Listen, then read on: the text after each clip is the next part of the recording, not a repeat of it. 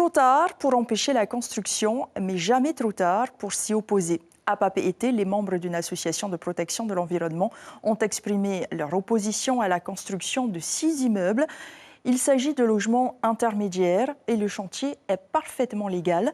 Les terrassements de la parcelle de près de 9000 m² ont démarré. Tous les arbres ont été abattus.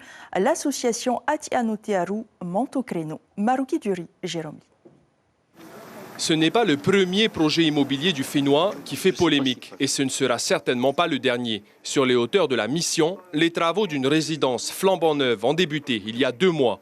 96 appartements vont être construits, mais avant cela, les terrains sont terrassés, les arbres abattus. Une aberration pour ces militants écologistes impuissants dans ce cas en particulier. Mon combat va plus loin que ça, c'est franchement d'essayer de faire comprendre à notre président et à la population que l'environnement est important et qu'il faut arrêter de détruire pour construire, au fait. Et là, défricher 12 000 m² de forêt pour mettre 6 blocs de béton, on n'est pas d'accord, que ce soit ici ou ailleurs.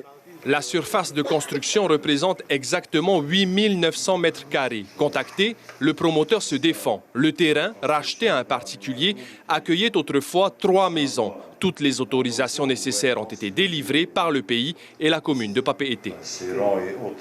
À partir du moment où j'ai dit aux constructeurs ou aux promoteurs, voilà ce que vous devez respecter, et je m'assurerai que ce soit respecté après la construction, parce que si jamais ce n'était pas respecté, je n'autoriserai pas la délivrance du certificat de conformité. Pour l'instant, tout est en règle et le dossier est suivi de près. Mais au niveau de l'éthique environnementale, ce n'est pas ce qui se fait de mieux. Sur ce projet, impossible de faire machine arrière. D'après les services du pays, on n'a pas la possibilité d'aller contre la construction de ce bâtiment, car toutes les autorisations à l'échelle de la commune et à l'échelle du territoire ont déjà été données il y a quelques années de cela. Mais il faut qu'on soit attentif sur les futurs projets immobiliers, peut-être augmenter l'amende lorsqu'il y a des arbres centenaires ou lorsqu'ils enfreignent des lois de PGA. D'ici 2025, le cadre et la vue auront totalement changé. Mais les militants promettent de rester vigilants car la pression immobilière continue de grimper au Fénois.